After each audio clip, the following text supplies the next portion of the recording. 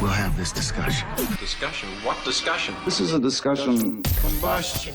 Coming to you from Denver, Colorado, this is Discussion Combustion Podcast with your hosts, Kevin Batstone and Arthur Raw. Yep, it's been a couple weeks for DCPC. But we because you were recording like a sports show. Yeah. And then it's like a week radio spot, an hour. Yeah.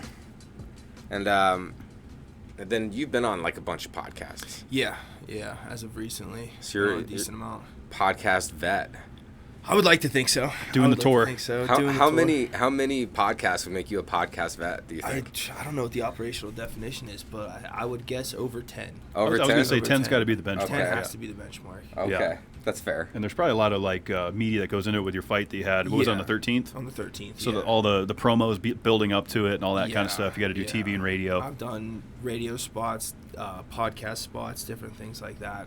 It was a good bit. But it was fun. That's good. good. Fun, yeah. Kind of It gets me out of my shell because that's how I started doing that with Jordan over at Mile Highs, because I'm introverted. I'm not really that super outgoing and talkative, so this has kind of gotten me out of my shell, if you will. Okay. So it's been the last couple of years has been a lot. Yeah.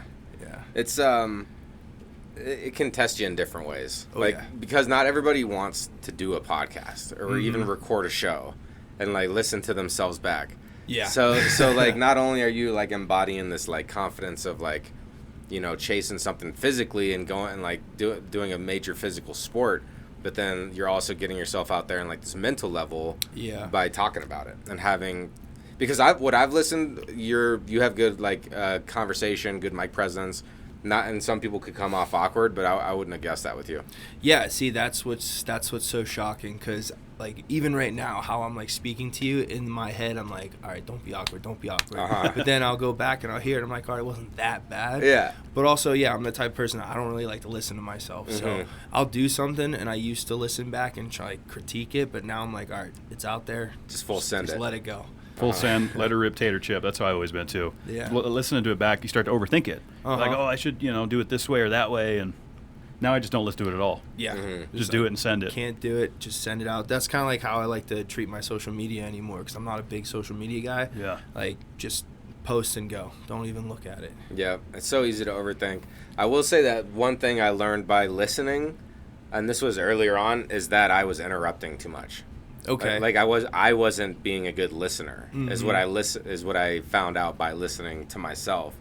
And so that's the only critique that I got back from myself was just shut up and listen more. Yeah. And I know that there's benefits to it. I know people who go back and try and figure out their cadence and what's more entertaining, how I speak, what is the timing in which you say everything. So there's benefits to it if you can get past the cringiness. That's true. Yeah, that's a good point. Benefits if you can get past the cringiness. Because everyone's gonna have some factor of cringe to it. To them, yeah. Yeah. Especially when you're listening to yourself, and if you don't have any of that, you're either crazy or really good at it. or you truly own it and just don't care. You just don't care. Yeah, when you're cranking them out all the time and it's your day gig, like Joe Rogan, he's doing 3, 4, 5 shows a week. Yeah. He's just chilling. He's smoking weed. He's doing his thing. He doesn't give a shit. No. He's 2,000 something in the books. It's insane how many shows that guy's done. And that's just his pod. Then he's got, the Fighter Companion with Brendan Schaub and those guys. Then he's flying to Vegas to commentate, the UFC nights. So he's a busy guy. But it sounds like a fun schedule, though. He's doing things he enjoys. Yeah, and that's all he's doing now. And if it doesn't make him happy or give him enjoyment, he's not doing it. And that's the kind of level that we all hope to get to. That's a good point. It's kind of underlines my goal of controlling time and money, right? And making money and controlling my time, doing things I want to do. Right? This being one of them. I always enjoy sitting down and chatting with folks, so it's just kind of fun. It is fun. It is fun. So diving into the fight and stuff, because I got some questions I don't know anything about fighting. It's not my wheelhouse. So how'd you get into it? Where'd you start? What does it look like? Let's see. Short story would be basically in college. In high school, I was getting into fights all the time. Outside of in between football practices. I found the UFC on Spike TV one day, and I was like, oh, that looks really cool. Me being a really skinny kid by nature, just, getting picked on. I was playing football, playing baseball, but, still didn't really come across as that tough kid, So I found MMA, found the UFC, and I told one person, just a friend in confidence, I'm going to try and be a UFC fighter one day. That'd be cool. I was in like 8th grade. Next thing you know, everyone starts hearing about it, and they start you want to fight? Tough guy, you want to fight, So I was like, yeah, sure. So after school, after 8th period, I would Fight club, literally. I would, during the day, I'd figure out who wants to fight, yada, yada. And we'd go scrap before football practice. Like with gloves on? Nope. The bare knuckle beat bare down. knuckle. Okay. First one to that's some real quit. shit. First one to quit it's over. It's like not super long because we only have a certain amount of time to get to the field house and change and everything. But I started beating people up, and if we really want to dive into it, I was dating a senior girl as a freshman. Okay. And there was this dude in my high school who kept failing on purpose. And he had a T-shirt with 100 girls I slept with in high school. It was a weird thing where I'm from. Okay. And he was hinting towards trying to sleep with my ex at the time. And I was like, oh, we'll get into a fight. And I beat the kid up. We met after school, beat him up. And I was like, oh, like I'm pretty good at this. Let me get into wrestling. Let me get into boxing. And then I went to college to play football, got in a little trouble, transferred back home up to Pittsburgh, went to Slippery Rock, and then found Steve Mowry, who got me into boxing, which, funny enough, is in Butler, Pennsylvania. Okay. Where Trump was just attempted to be Mm-hmm. assassinated. So I have very big ties to there. Once I started boxing, I was like, oh, I kind of like this. We'll do jiu-jitsu because I wrestled a bit. And then instead of trying to play football for Slippery Rock, I went and fought. I had my first smoker kickboxing, won, and I was like, all right, this is what I'm going to do. Is like a smoker, like you smoked the opponent? Smoker is just like a in a gym where they have all the students compete. Okay. So it was a kickboxing match with headgear. Okay, so it's not like a spar event. Yeah, it's like a type of spar thing. event, if you Okay. will. And then from there, I just took my whole entire 4 or 5 years of college and just was an amateur MMA fighter and just grew from there and decided to go pro, give it a chance, That's awesome. It takes balls. But there's also like that, because not myself personally, but I know friends where it's like they feel like to make sure that they're still like man and like contested, like they go get in fights. Yeah. And it's like it's super primal. Super primal. Those guys I would recommend just go to the gym, find a fight, because going out, like I was a bartender for a long time out here when I moved here, and those guys who like to go out, drink, and look for fights, it doesn't usually end up the way they want it. Yeah, the bar brawls, no good. No, not fun. You get all dirty. Like, I'm there to flirt with chicks. I'm not there to fight. Like, you're going to ruin your clothes. You're going to get alcohol spilled all over you. It just doesn't make sense to me. So, like, actually pick a gym. I did Muay Thai kickboxing maybe for a month. So I can't really claim that I was, like, a Muay Thai kickboxer. Yeah. I like, practiced but you a at couple least times. went and Yeah. tried it, and it whipped my ass. And like Snake Blocker, I don't know if you heard of that Can't say dude. I'm familiar That's now. who I was like training with. He was on like that history show where they had like the different historical like warriors fight each other. Oh, I know. I can't think of the name. Yeah, But I know what you're talking about. he was like the Mayan fucking warrior that Really? I was didn't know fighting that. like a Spartan or something.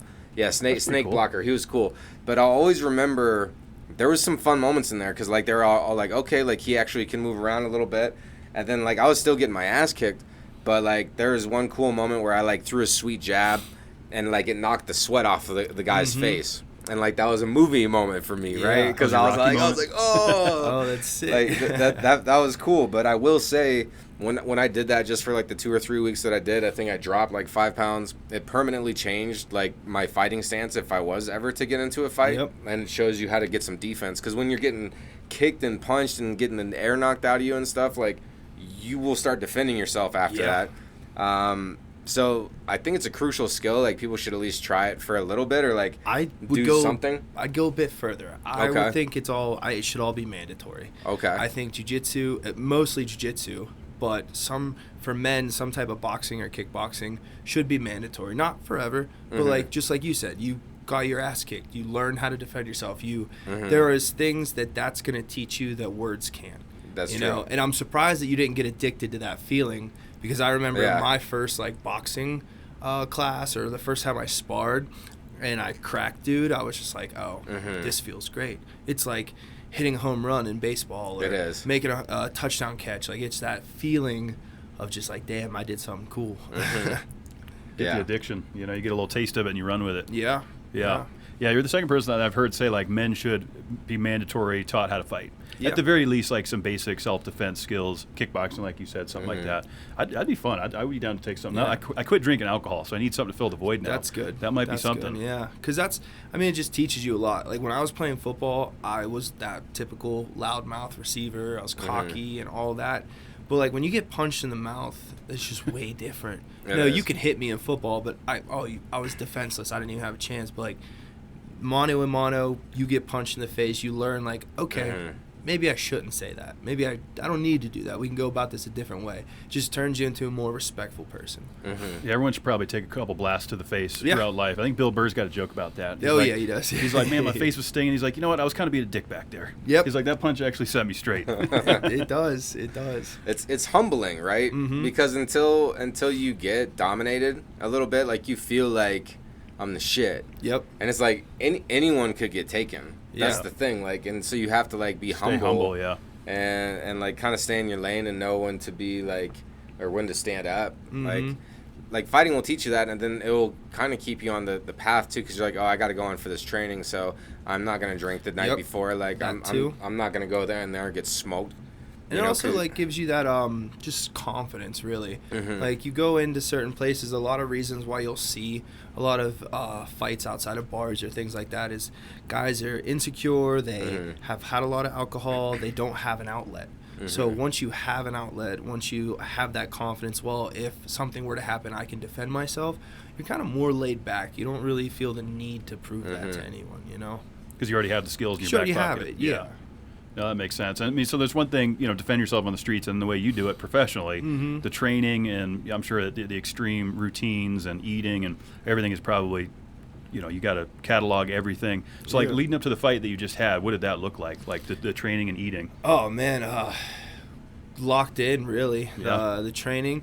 Nothing really changes about my training except the amount of, I guess you would say, I don't know what the word I'm trying to look for, but the only thing that changes is my strength conditioning.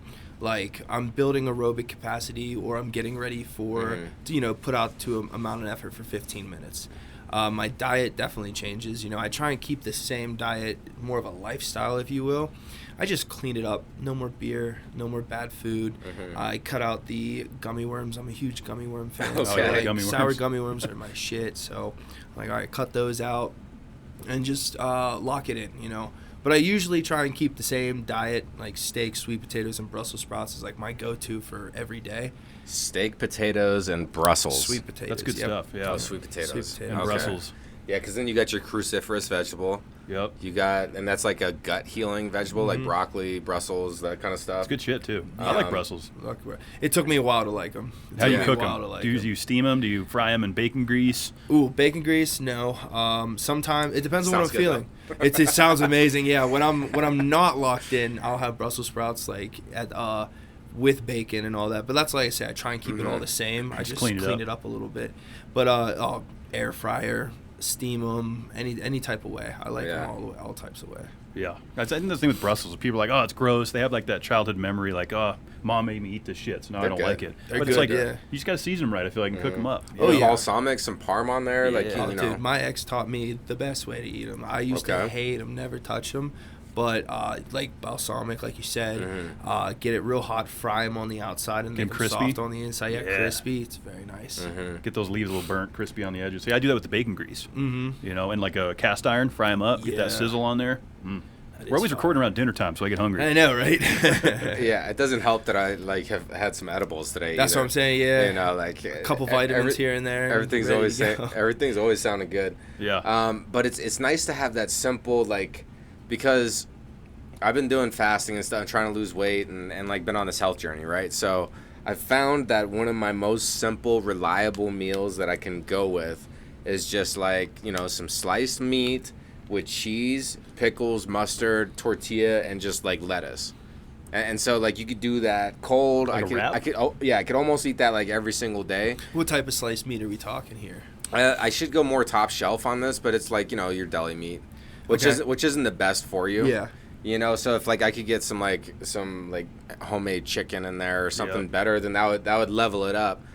It's like I have the foundation for this solid clutch everyday meal, but maybe my ingredients could improve. Yeah. You know? Yeah, because a lot of that stuff has like nitrates and fillers and shit in it. Yeah. You know, those meat, they're good. And isn't like almost all deli meat that you can buy prepackaged like proven to give you colon cancer? So that's what I've always heard. Is it really? I'm not like an That's what expert. Clint was saying too. He was telling Colon me that same cancer? shit. Yeah. Man, I eat It's a lot like of that shit. One of my like easy ones is I've had my nutritionist look over this for me because I'm constantly on the go. I basically live out of my truck sometimes. Like I leave my apartment 6 in the morning, don't get back till like 8 at night sometimes. That's a long day. So I'm driving here, there, and the other. I'll either stop at My Fit Foods or different things like that. But if I don't, Chipotle, Qdoba, Kava, they're all the same thing.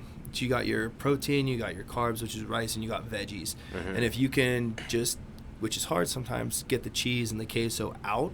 Yeah, no cheese, no Healthy queso. right there. Like that's all you need, you know? Get the hot sauce on Why or is spice cheese it so up. bad? Well, it's fat, right? It's just like saturated fat. Yeah, it's not like bad, but when I'm personally trying to clean it up and get to a certain weight to where I can make 185 pounds, because it's not the easiest, I have to cut out little things like that. Yeah. So 185, that's the middle weight? Is that It's what? middleweight, yeah. Okay.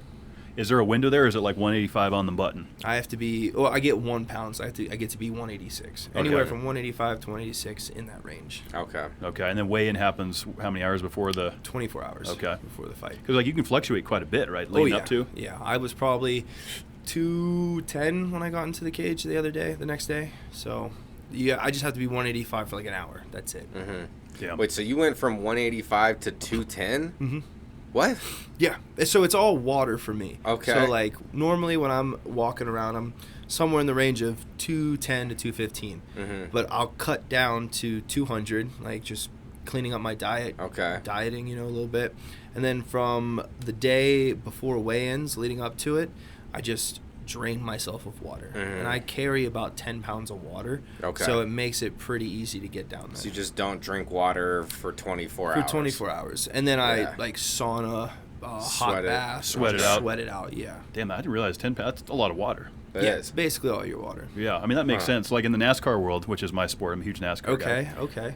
These guys, they did an ESPN Sports Science. You know, what's his name? Jim something Bruner or whatever, the guy that used to do the sports science.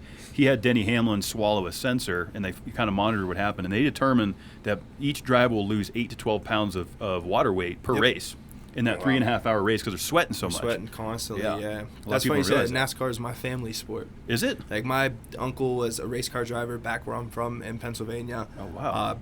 I just remember going to the track all the time with him, helping him push his car on and off the thing, and my whole family's NASCAR. That's cool. I never was. Yeah. I like driving. Yeah. It was fun to go to the track and drive with him, but I just never got into it, you know. But I grew up, my mom, Tony Stewart, my aunt, Denny Hamlin, you know, just all of those guys. Love Tony Stewart, yeah. Yeah, smoke. Smoke. He's in NHRA now. He's drag racing. Oh, really? He's going 300 in the top field dragster now. Oh, wow. Like, Didn't that know guy can drive anything. How's Anything. Force doing? John Force, I'm sure you know that name, Uh-huh. legendary drag racer. He was in a really bad wreck in Richmond about 4 weeks ago.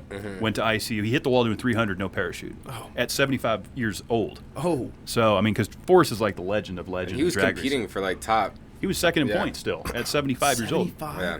That's crazy. And so he was in a trauma unit for 30 days, like brain injury, you know, cognitive issues and shit. But they yesterday just let him out. He's good to go home. So I don't think we're going to see him race again. Yeah. But that's I a hope big not. injury, man. Enjoy the rest of Yeah. your life, man. I mean, Yeah. that's a way to leave the sport. Like, you know, you're competing for At a high second, level. and you know, you hit the wall like that. I mean, and yeah, if survive that's your it. whole life. That's how Earnhardt went. You can just Earnhardt went. That's the way you go. Blink if of that's an how eye. you want it. Yeah. Yeah, for sure. So Pennsylvania, that's kind of the area, your stomping Pennsylvania, grounds. Did you ever go up to Pocono? No, never made it to Pocono. Okay. No, I'm West Coast, Pennsylvania, so like Okay. closer to Ohio. Ohio, yeah, it's like a 45-minute drive where I live to WVU and all that. West Okay. Virginia University. Okay. So did you grow up like a Steelers fan then? Huge Steelers fan. All right. Huge Steelers. Still, I'm assuming. Still. Yeah, I don't know if that leaves you ever. Black and well, I mean, I'm a Does it? New Never. England guy. Yeah. No, all Pittsburgh sports, no matter what. Penguins. Penguins. I'm going home a month for my sister's wedding. Okay. I'll be there for a couple of days. I already bought all my Pirates tickets. Like, I'm making sure I'm gonna stop at the ballpark, see them before I get back. How are they doing this year? Awesome. Are they? Awesome. They're doing great. With I'm gonna say we need definitely need a big hitter, but the lineup that we have for pitchers, oh my goodness, man, they're amazing. Like, yeah. There's a chance that we can make a run in the playoffs.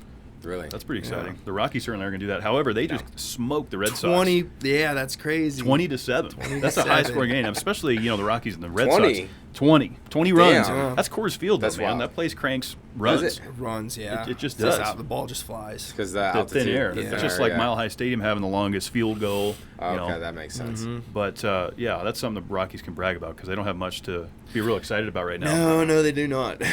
Which this town, outside of the 07 run that they made against the Sox, in the World Series, which they got smoked 4 games, the Rockies haven't really done much. No. No, and it sucks because Denver has had so much success recently in all their true. sports and basketball and hockey. Football, there's hope for it, but there is no hope for the baseball team, and it sucks. I mean, at least we got some like Super Bowls and stuff. Yeah. You know, in the Stanley past, but the Cup. Rockies I've never even seen them.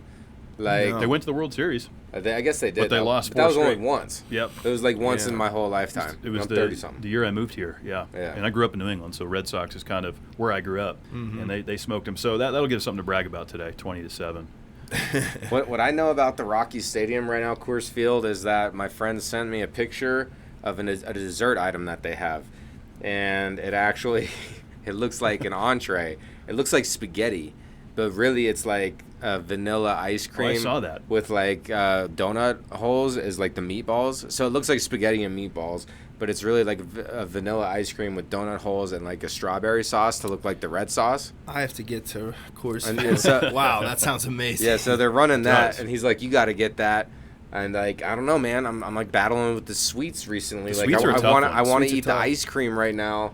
Like, it's been hard. It's been a little The difficult. sweets are tough, Love especially ice cream. ice cream Ice is cream my might be weak my spot. favorite.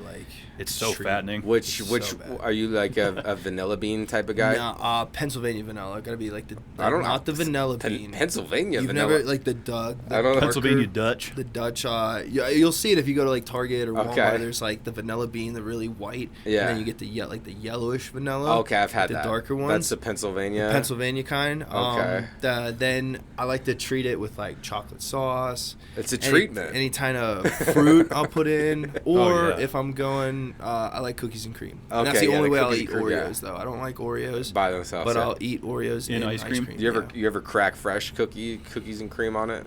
No. Ever no. crack the fresh ones on it?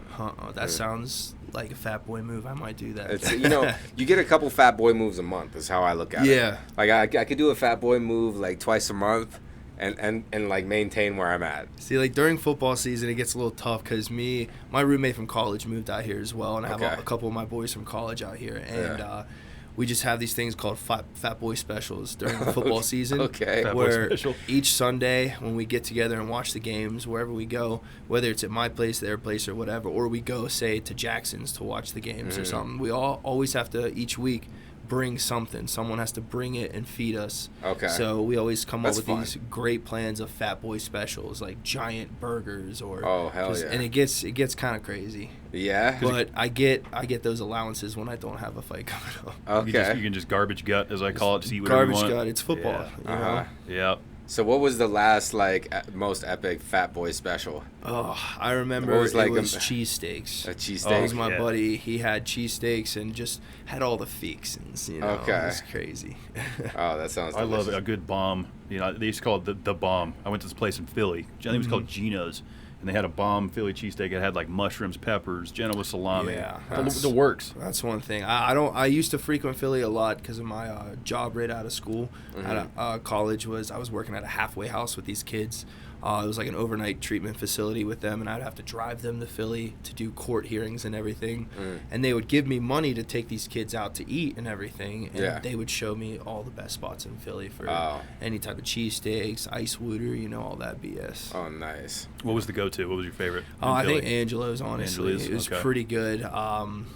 And then there was also like places I wasn't allowed to go that obviously they're like, oh, hey, Mr. Josh, take us here. I was like, nah, I know I can't go down that road. So What? oh, just those kids, they're like gang affiliated and everything. So like I had a specific. You're like, I can't. I just like I know where I'm supposed to go and I can't deviate too much. You know, they're trusting me with kids, the vehicle, and money. Like so, I'm not gonna lose my job over potentially go get jacked. Yeah, or have these kids meet someone they're not supposed to, pick up something, bring it back to the home. Because that's happened. Yeah, many times, and sure. we're all the way over in Pittsburgh. I'm driving them to Philly, so like it's a long drive. The state line. That's a pretty good drive, isn't it? It's a decent drive. Yeah, it's an all day thing. Yeah.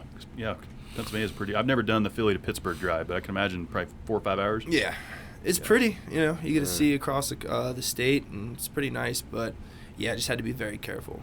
But good food out that way. Yeah, it's crazy how many people are like struggling with like addictions, like whether if it's like hard drugs or like alcohol is obviously everywhere, and then food. Food's the biggest that's one. a huge one. It is because everyone has to eat. You have to eat, yeah. And like I completely understand all of it. Like I can empathize with whether it's the feeling of hard drugs or food or alcohol or anything like that. Like you, especially with food, being a wrestler, and like I grew up with a different type of mindset when it comes to food. And it wasn't until I got into college and someone was teaching me how to do it that I had a bad relationship with food. And I could imagine just how was it bad back then? No one taught me how to do it. I used to refuse to eat during lunch, and I would go play basketball or take an extra gym class. I would spit in a cup at night. I would eat just salads all day. Like, no one taught me. My parents weren't. Like, my dad was a baseball player. My mom was a volleyball player. They didn't know nothing about wrestling or anything like that.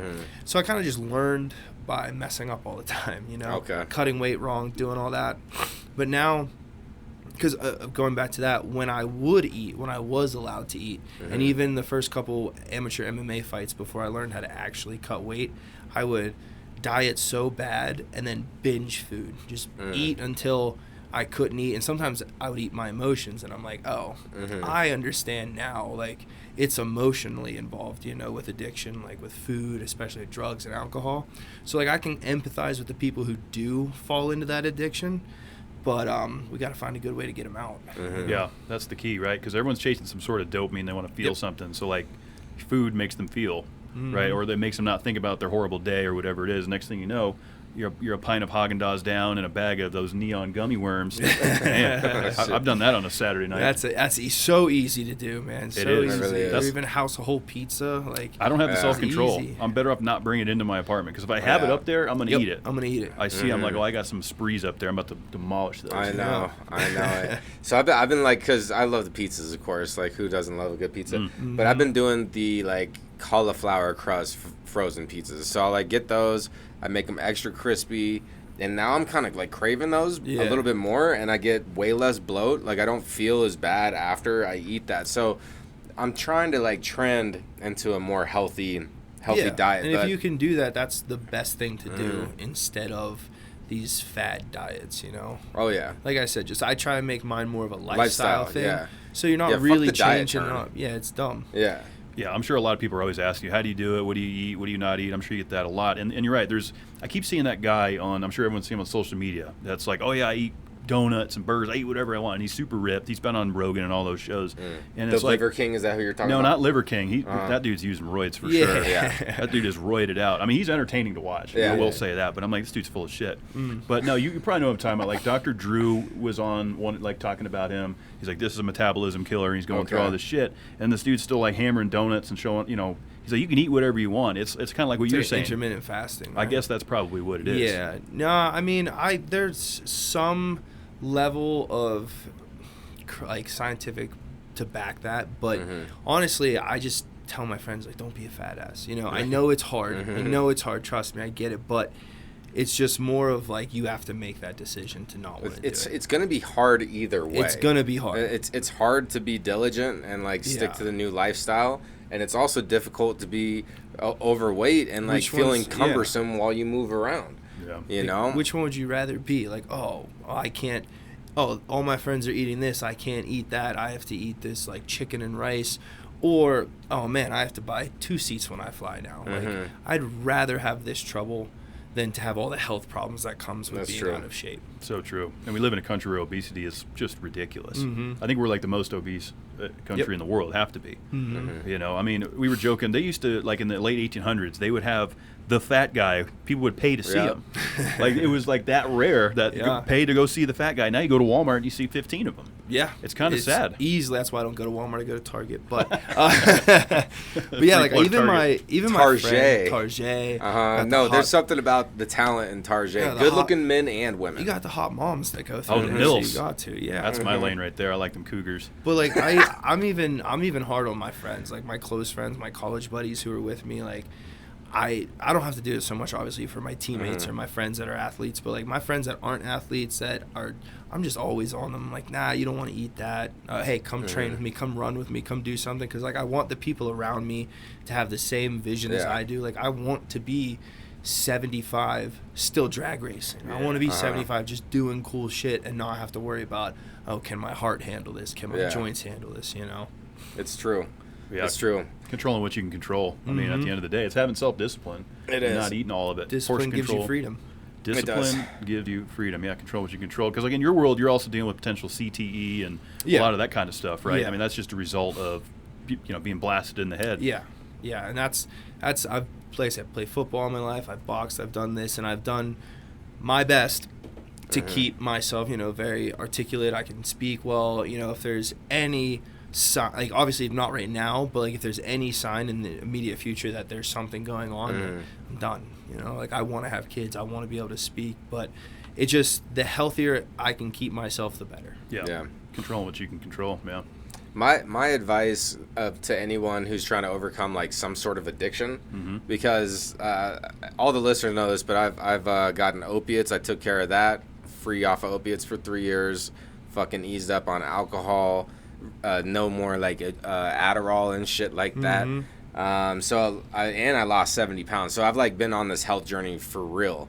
And like there is a point in the beginning where it's just kind of like boring. Yeah. And like you have to get, and whatever it is, diet wise, maybe your diet gets boring, maybe drug wise, like you're not as entertained, like whatever it is, like there is just that point where you have to accept that it's just a little dull, it's a little boring. But if you stick in that for like a couple months, then all of a sudden you start to appreciate little things that have been there the whole time.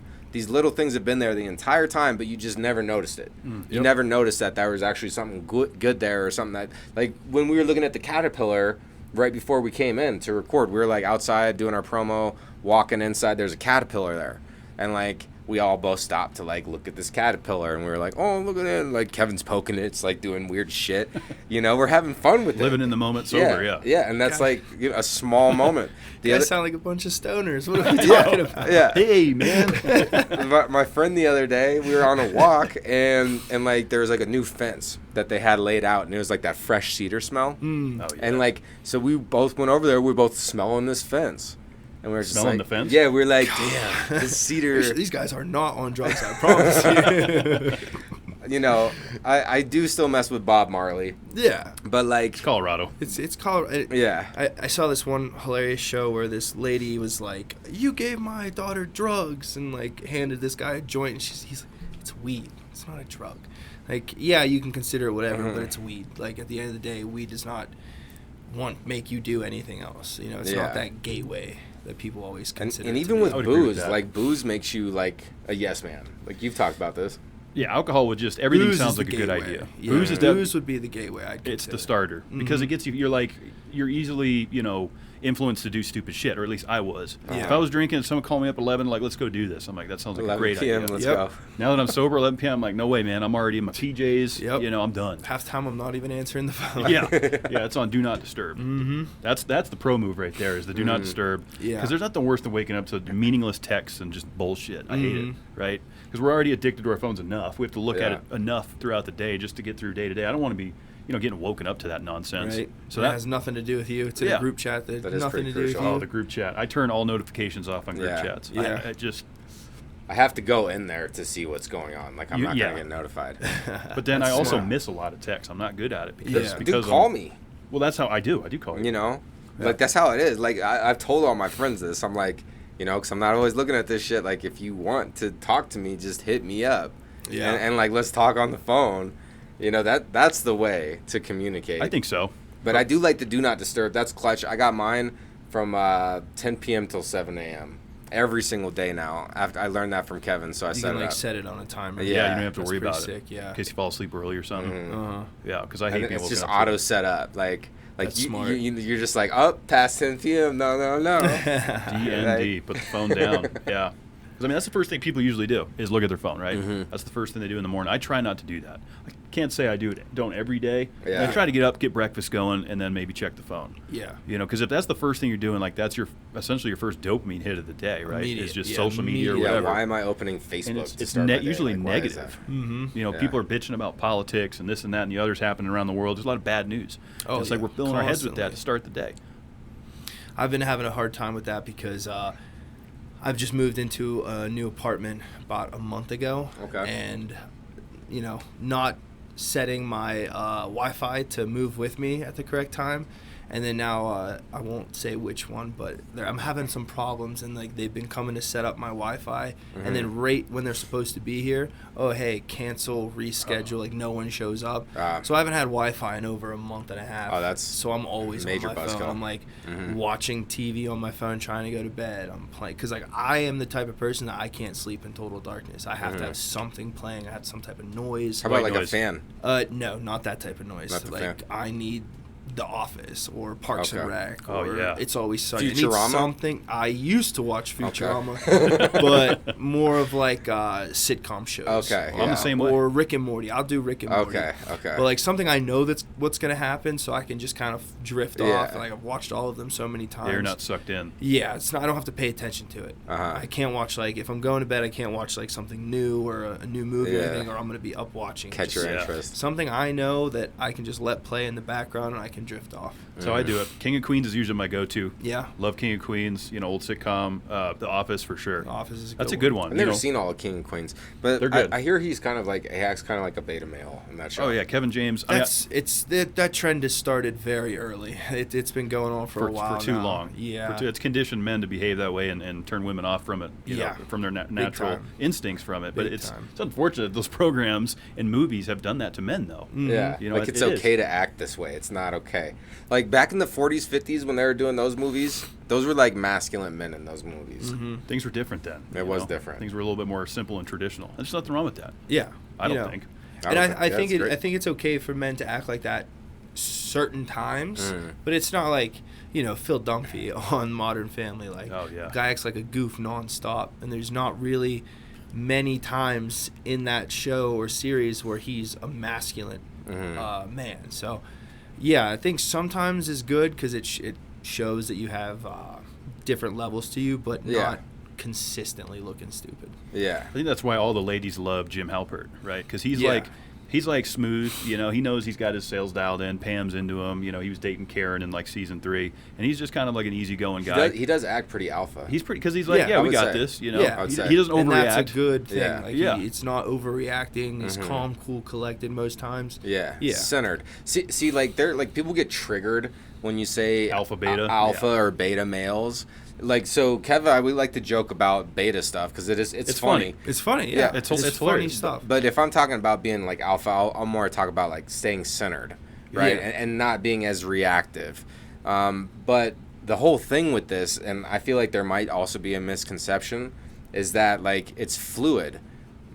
You could be alpha 1 minute and then beta the next minute. Right. So it's about really like recognizing how you're feeling, understanding your own emotions, understanding if you're reacting to a situation, are you being centered in your own thought process and sticking to your guns on what your moral checklist is, you know? And so it's like, you know, catching your beta bottom. Yeah. You basically catch the beta bottom before it happens, but we're like the beta bait's out there. So we have like this ongoing joke about, you know, the girls got the beta bait in the water, they're trying to test your basic beta, and then you beta bottom. If you take the bait. Yeah, you take the bait, you beta bottom, but then you got your bounce back, and that's when you get back centered, and then you hop back in that alpha mentality. You got your bounce back. That is hilarious. This shit is fucking. It's Beta so bottom funny. sounds like something you should not Google at all. No, Beta bottom. You Oh, should yeah. not no, Google you that. Google sounds that. Yeah, Yeah, you might get into some of our LGBT friends over there if you search that. But it is kind of funny to joke about and just seeing, because again, the movies and the TV shows, they've kind of conditioned men to be, I guess weak is kind of the word, but like weak, needy, insecure, right? Over pursuing, pedestalizing women. Like those are the consistencies. Yeah. It's funny because we're on this subject. I went and saw Twisters last night. Okay. Me too. Not last night, last week. Great. Solid. Not a remake, standalone sequel. Yep. It was But good. I loved the first one, and this one was absolutely amazing. And it kind of has a different tone, if you will, for Glenn Powell and everything. Like, it's more of a masculine role, and he does all the things that you don't see.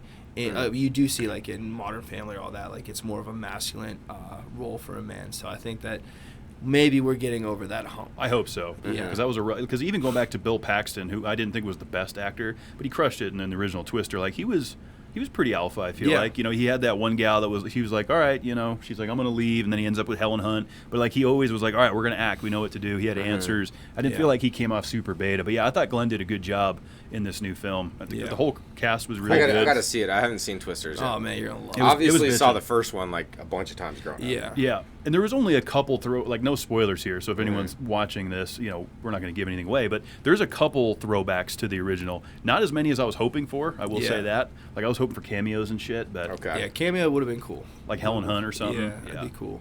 But I thought overall, I haven't been that excited to see. Like, I wasn't excited to see the movie. I was like, all right, yeah, I'm gonna go see it because it looked cool. But I left that thinking, wow, like That was way better. that than was you actually expected. a good movie. Because I went and Okay. seen movies and it's just lame You're like, anymore yeah. these days, you Yeah. know. But this one was like, all right, it's pretty good. And the storyline was good too. Storyline's great, yeah. Yeah. Again, it kind of, like the way they filmed it reminded me a little bit of the 90s, the way they would like follow the vehicles into the tornadoes and stuff, which all this is in the trailer. But there was the things that I thought were done really well. It looks like there's a lot of practical effects too. There was in the first one too, though. You're dealing with essentially a disaster film of tornadoes ripping through. There's like that movie theater scene in the end. I mean, just a good film, I think. So if anyone hasn't seen it, I recommend it. Yeah. And I don't have much knowledge about tornadoes and Midwest, but does it really hit that often? I don't know, man. I feel like Is it that big of a scenario? I feel like the way the movie portrays it, it makes it seem like there's like 5 or 6 in a day. Yeah. It's like like a lot. Yeah, like they got the chaos happening, and then they go get a bite to eat, and there's more chaos happening. I don't know I think that might be a little exaggerated. Yeah. But like you go to like Oklahoma and some of those places, they're getting blasted. I feel like this time of year. Yeah. Severe thunderstorm season. Pretty sure there's a good amount. I was at a wedding interesting. recently, and the groom's family was from Nebraska. So Okay. I got into some tornado talk. Oh Yeah. And we were all talking about like the demolisher. There's like some kind of F-150 truck that they have like all weighted out that can like screw itself into the ground. There's one of those in the It's film. In the film, yeah. Okay, so yeah, that kind of stuff It's is like a cool. thing. And then they're talking about how with how there could be one big like tornado, but then within that tornado there could be up to 5 like Cyclones. mini cyclones within one tornado, and that's so like you could see a whole tornado run through a neighborhood, but then only specific houses are messed up because like the 5 mini like tornadoes within the bigger cycle of a tornado. So I guess that's like newer. I haven't like peer review, like I haven't double checked any of that info, but that's some of the stuff they were telling me. I don't know, man. Who knows if weather's even real anymore? So That's a good kind point. of crazy to even think of that. Yeah.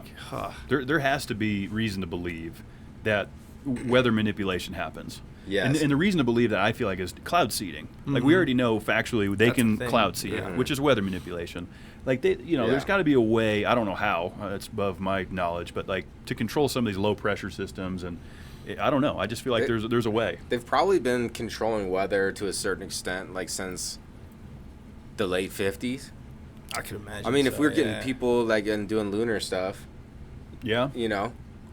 Wait, so do you think we landed on the moon, Kev? I question it.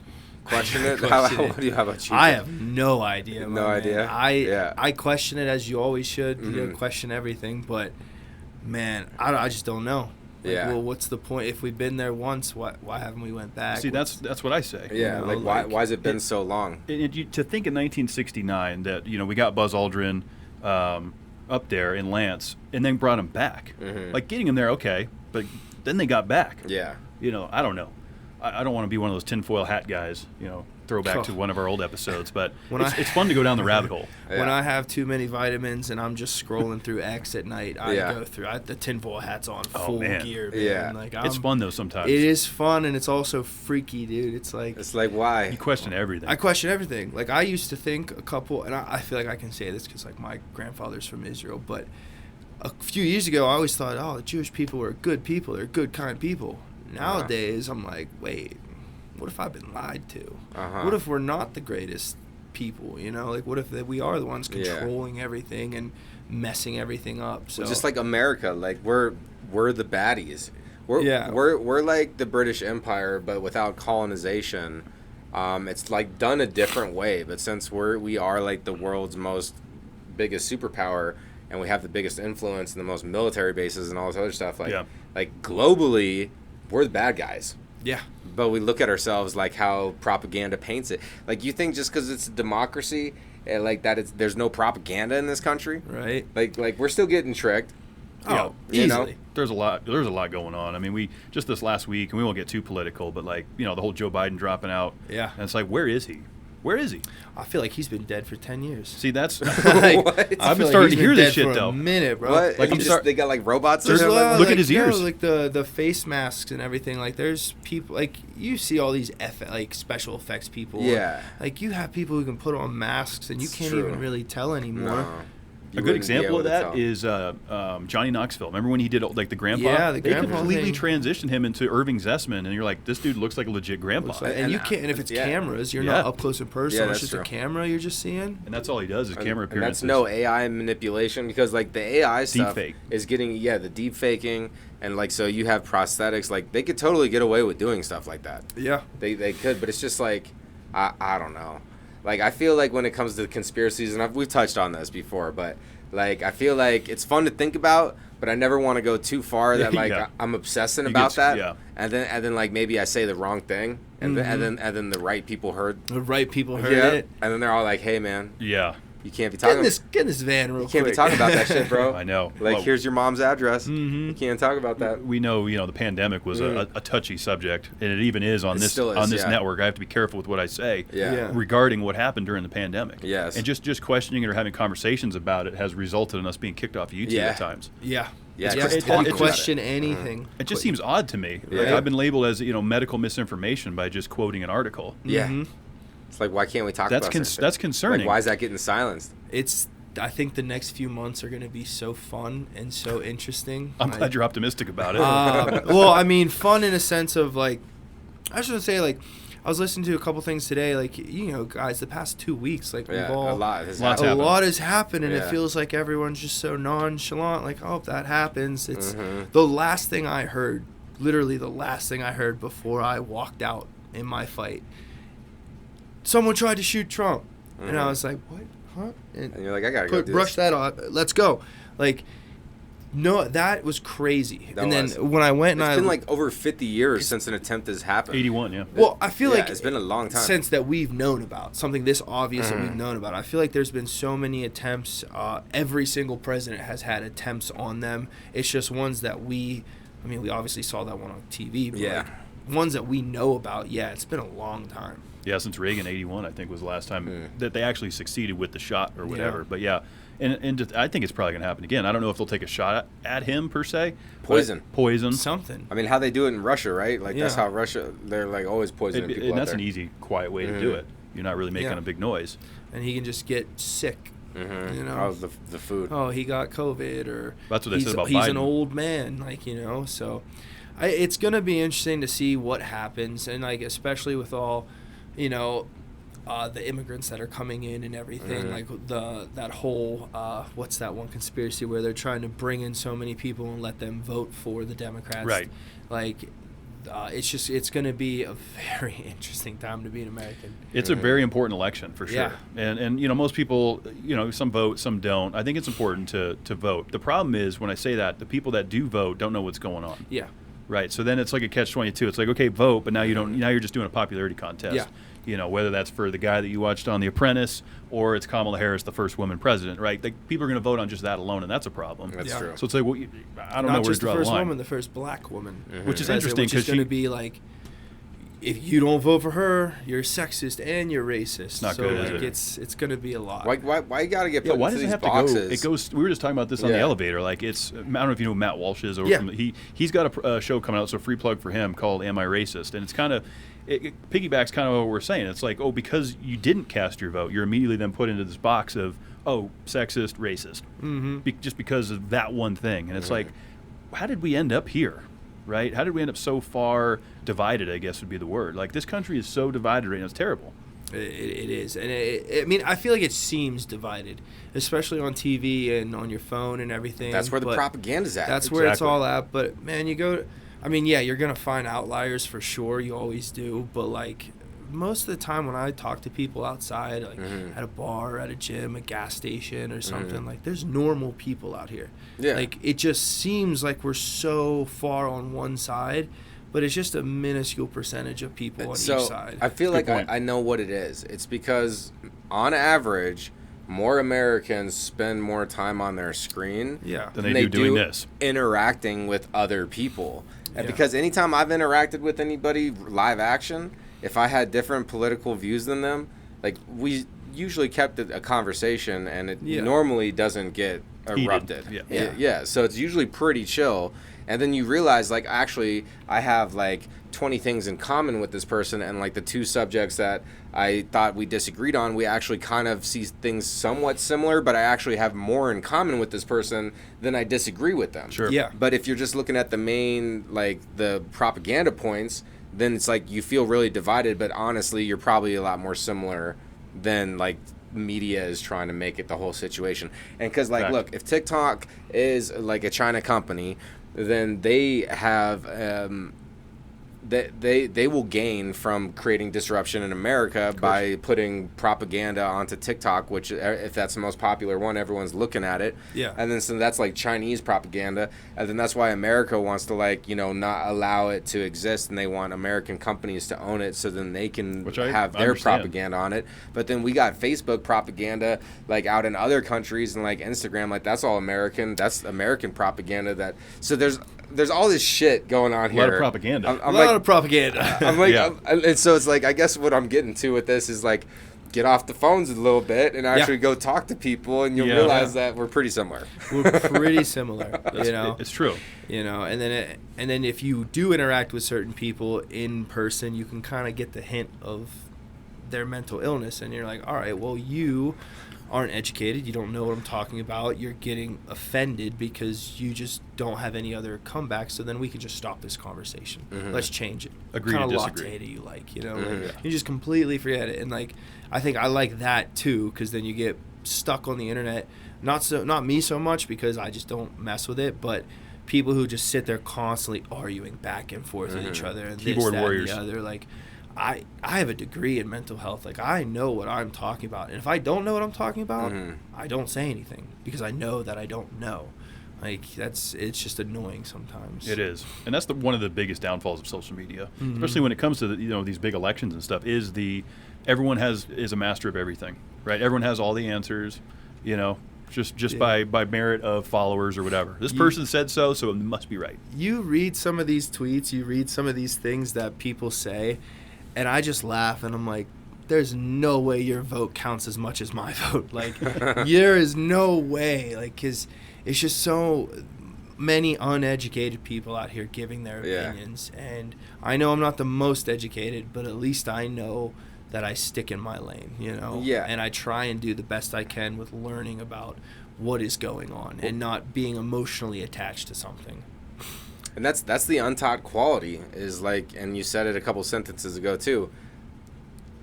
If you don't know about something, you admit that you don't know. A lot of people are, like, too proud to say, "Oh, I don't know that," and like, so they try to, like, act like they understand and know everything. So, like, even to just have that emotional intelligence, like, puts you on a different scale of, like, owning life and seeing it for what it is, right? So not everybody is willing to even look in the mirror like that. No, I'll be the first time. I'm a dumbass. I don't know shit about shit. I'm just some guy, that used to like to drink beer and get to know people, and I think that's what I like doing this, is normalizing having conversations with people. Yeah. We've gotten away from that, I think, as a society. Oh, yeah. No one wants to have a conversation. They Yeah. just want to spit their facts, spew their beliefs and hatred, and then go about their day. Yeah. They don't want to rebuttal. Put you in a box. Oh, this guy's just a racist, Nazi, whatever the hell else I've been called. All the fun things, just by merit of taking a stance on not getting a jab or something like that immediately puts me in all these other categories. Yeah, It's interesting. That was a whole situation there. That's hilarious. That wasn't an experiment. No, not at all. We'll call it an An experiment. experiment, a social experiment. Yeah, and I mean, I growing up, like, my dad was a doctor, and just anytime I got sick, here's a shot. Long story short, eventually my dad wasn't in my life anymore, and I was living with my grandparents, and anytime I would get sick, Grandma, are you going to take me to get a shot?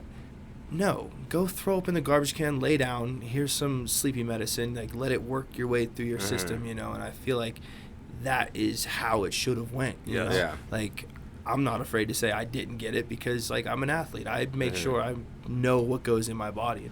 That's not tested. That's not proven. I got COVID. Got COVID twice. Wasn't that bad. Yeah. I couldn't taste my pizza bagels for 2 weeks. That sucked. Better shut the country down. Better shut the country down, not have anyone, did some people die over it? Yeah, a lot of people did. Respect to them, but that was because of many other factors, If they would have gotten the flu, if they would have gotten sick some other way, they still could have died. And, it's also natural selection. So, like, that's just the way the world works. If you're unhealthy, if you're unfit, you're going to die. Yep. Sooner. Yeah. Sooner rather than everyone's going to die. Yes. So it's how you take care of yourself. Yeah. That's so true. Doing the biohacking. We talked about biohacking a little bit on this program a while back, and I like that idea rather than just pharmaceuticals is the answer to everything. Yeah. If you can biohack it, so I was taking beetroot and garlic to combat blood pressure and cholesterol. Worked like a charm. It showed results, consistent. I mean, it's not like you don't just take it for a weekend, right? But it works. So, like, instead of the big pharma thing, and I'm not saying I'm not an expert, I'm not a scientist, doctor, any of this stuff. I'm just saying biohacking, I think, is a good option. Yeah. I don't know how much of that's well. for the athletes. I know a couple people I've talked to, they're like, man, we biohack the shit out of it. I have such a regimen for supplements. I too take beetroot and matcha and different things like that. I have my own personal red light. I have a sauna. I go take ice baths when I can. Just anything and everything that you can to help, like you said, biohack. The ice baths. That's the one I still haven't done. I've had a few folks on here like, man, you got to do it. They're great. I'm not going to sit here and say oh my fun. God, it's going to fix probably not everything fun. in your life, but it is worth it. Whether it's if you don't like getting into ice baths and getting wet and having to do all that, cryo is just as good. But any type of cold immersion therapy is going to be beneficial. Is it? Do you do it first thing in the morning? I do it whenever I can. Whenever you can. Yeah, it's not like I don't have my own ice bath. I still live in an apartment complex, but eventually one day I will. But whether it's cryo or if I get to it after practice, I'll go and get in a cold tub sometimes 3 times a week. It depends on, my availability to do it. But I definitely think it's beneficial for inflammation and all that. That's nice. We got to work it in. I mean, it's all these little things. Like, if you can, so if you're removing bad things from your life and then you're looking at all these little good things that you can do, like, you can stay busy all day doing good things for yourself. True. Yeah. And like, you can completely fill up your schedule with that. And I feel like that's kind of like the benefit of getting more mental clarity is then you start to realize, like, I don't like doing that, so I'm not going to do that anymore. And then you find out something that you do like. And it's just like creating this lifestyle. And like the dieting stuff too, like I don't like diet. Like, I just don't like that word because it sounds temporary. It's temporary. And so it's like, you're not doing something, like, you're not fully committing to it. So like the diet stuff, I don't know.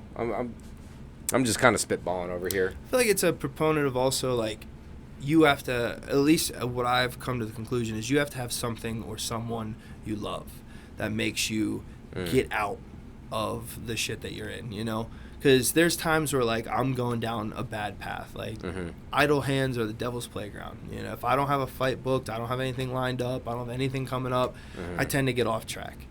But what always brings me back, what always gets me back is my love for what I'm doing. Like, I have always wanted to do this since I was a little kid, besides being a professional baseball player, this is what I've wanted to do, and it gives me a purpose to get up every morning, you know. And also, my grandma is still in my life, so like I love my grandma. I cannot let myself fall off this ledge. I can't. She's put so much work in to help me out.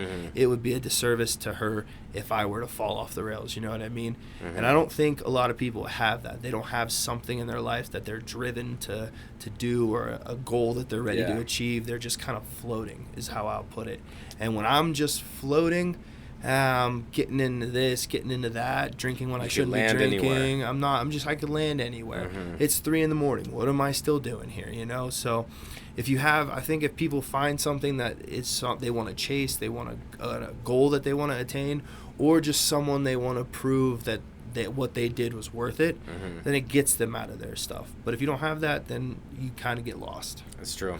Kind of having that accountability. You know, yes, accountability is huge. Holding yourself accountable, and then I think it helps to have others too. Like, you know, we both push each other in this industry of podcasting and showing up prepared and doing our, you know, all that stuff. Having somebody that's going to be there to be like, you're fucking up, you're slipping. A lot of folks don't have that. You know, I know for me, if I didn't have it, I feel like with my addiction tendencies, I probably wouldn't do so well. You know, having the family and the friends there at a drop of a hat is huge. So I guess I'm fortunate. But that kind of segues into the question that we like to ask our guests about, if you had one piece of advice you could give humanity that if everyone hears this, they'd be better off tomorrow. I think you kind of just touched on it, if you wanted to add anything to it. Oh, yeah. I mean, find something that motivates you. Find something that, like, lights a fire under you. It could be anything. Mine just so happens to be physical altercation with another human. Like, it's weird, it is what it is, but, like, that's what fires me up to be a better person, a better human. Like, if you can find that, then I think you're good. Solid. No, it is great advice, and it can change. Like our passions can change, and they can kind of be fluid, but it's about doing that work. Like the podcasting, like this helped me get off opiates. Like because I was like, when I would go and listen back to an episode where I knew I took some shit before, like that shit was noticeable. Yeah. And then like while you're high, like you're like, no, I got this. Like no one can tell, but like it's actually pretty fucking obvious. And when I see it myself, and then I want to, perform better, like it's an accountability tool. So find what you love, find some ways to make it accountable. And like with goals, I think it's really healthy to share them with people that want to see you succeed. Yes. But sometimes when you share your goals with everybody, like you get some negativity. People want to see you fail. Yeah. So I'm kind of selective on who, like, any major goals that I'm working on, I kind of keep that to only a select few that I talk about. But it's important to let them know, because then you do have some kind of, you put it out there in the universe. It just wasn't a thought.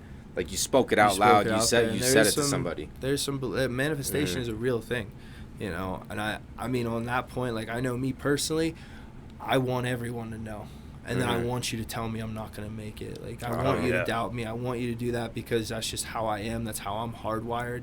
Like, I've been told my entire life I wasn't going to be shit. So, if you tell me I'm not going to chug that whole water in 10 seconds, bet, watch. Like, that's just... Dude's about to be hydrated. Yeah, like, it doesn't matter what it is. Like, it's just how I'm wired. So, it's good that you know how you're wired to where you can set yourself up for success.